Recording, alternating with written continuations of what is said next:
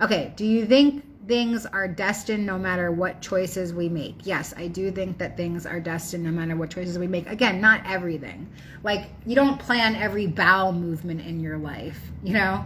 I do think that we pick the partners, the major partners in our lives, but some partners are karmic lessons. So you have to have the awareness of what is a karmic lesson and what is, like a divine soulmate. You get to decide.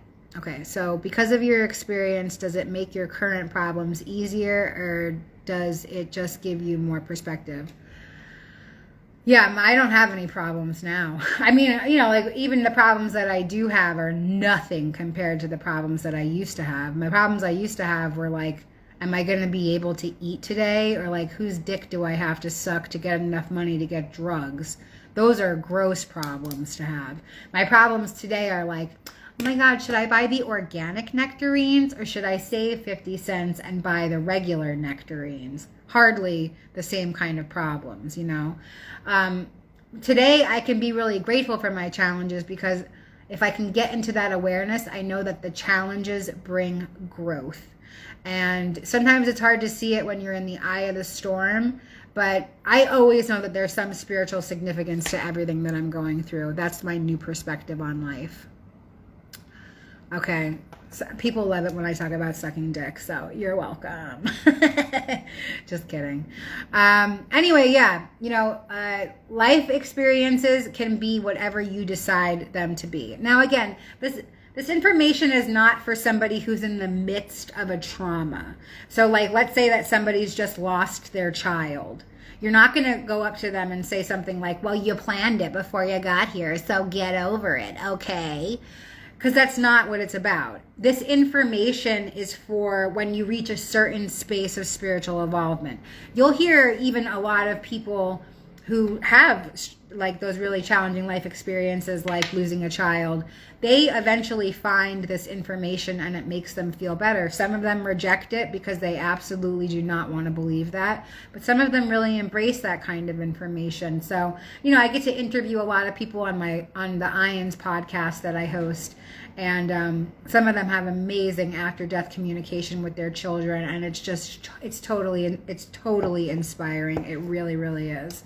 So, like, you get to decide what you make of your life experiences. If you're in the midst of an emotional storm right now, if you're going through depression, if you're going through addiction, if you're having challenges with children or with a partner, or you're dealing with toxic family members or something like that, this information can be used as a tool to help guide you towards healing. It's the information about pre-birth planning. I hear a lot of people say, like, why did I plan this shitty life? Nobody plans a shitty life. Again, we're here learning how to be guides for other people. You're here to transmute, transcend, and evolve and go to the next level. Okay, another question. Do you think that some souls overestimate how much they can handle when they are at the pre-birth grocery store? Oh my God, talk about it. Yes, yes, yes. So I think the issue with pre-birth planning is that if you're a new soul, you might be like really overconfident and be like, yeah, Earth, everybody's always talking about how crazy it is, but like, who cares? It's like, it's only a blink of an eye, because it really is just like a snap of a finger. That's how long our experience is here in the sea of eternity. So I think that some new souls get really overconfident and they think that they can take on a lot and they don't understand the denseness of this reality.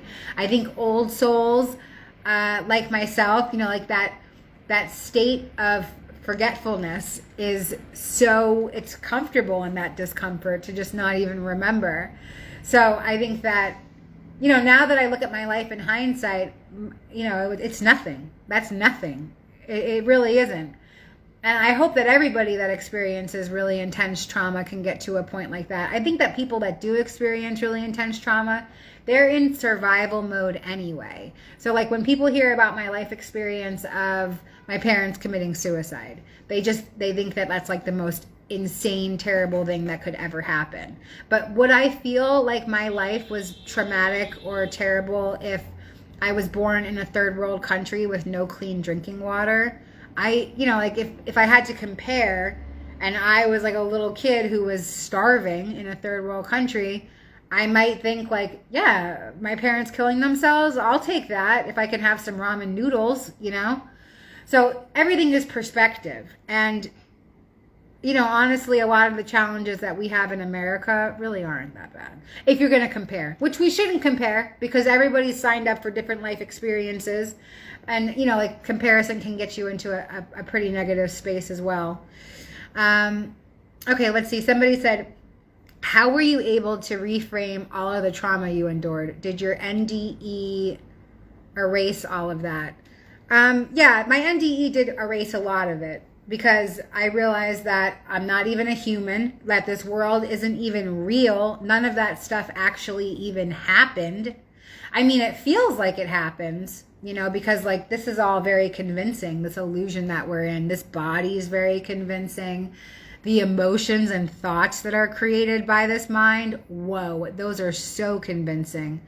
But when I wound up in the space of heaven, it was like I woke up from a dream. And I was like, wait, what happened? And all I could remember was that my parents killed themselves. I couldn't remember anything else. The same way that when you wake up from an actual dream, you're like, what happened? My dog was eating a bunch of mustard and turned purple. Weird. And then you forget about it. And that's exactly what this earth life is. You know, like I didn't remember about all my insecurities. I didn't remember about all the people who victimized me. I didn't remember about all the people that I abused. I didn't remember about where I lived or who my family was. I couldn't remember anything.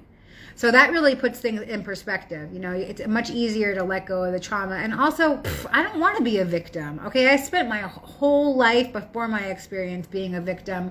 That shit is so last season, guys. Like, we do not need to be victims anymore. Light is the new black. Step into it.